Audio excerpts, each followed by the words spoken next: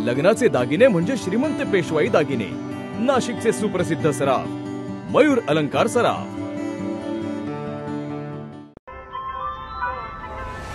ताज्या बातम्यांसाठी नाशिक न्यूजच्या YouTube चॅनलला सबस्क्राइब करा आणि बेल आयकॉनला प्रेस करा।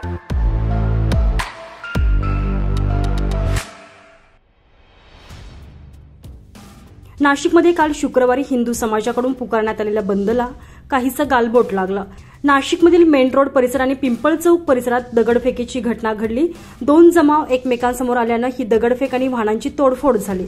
बांगलादेशात हिंदू समाजावर झालेल्या अत्याचाराच्या विरोधात हिंदुत्ववादी संघटनांनी काल शुक्रवारी नाशिक बंदची हाक दिलेली, तर नाशिकमध्ये हिंदू समाजाकडून त्यामुळे बंद पुकारण्यात आलेला होता। बांगलादेशात हिंदूंच्या विरुद्ध सुरू असलेल्या हिंसाचाराचा निषेध करण्यासाठी हा बंद पुकारण्यात आलेला होता, पण त्या ठिकाणी दोन गटात दगडफेकीची घटना घडल्यानं या बंदला गालबोट लागलेला आहे। दरम्यान हिंदू मुस्लिम दंगलीनंतर शहरात आता तणावपूर्ण शांतता असून परिस्थिती पूर्णतः पोलीस प्रशासनाच्या नियंत्रणात आलेली आहे।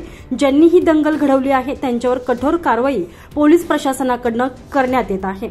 नाशिक शहरात आज म्हणजे शनिवारी कोणतेही व्यवहार बंद नसून सर्व व्यवहार सुरळीतपणे सुरू असणार आहेत। तसेच नाशिककरांनी कोणत्याही अफवांवर विश्वास ठेवू नये असे आवाहन नाशिक शहर पोलीस आयुक्तालयाच्या वतीने करण्यात आलेले आहे।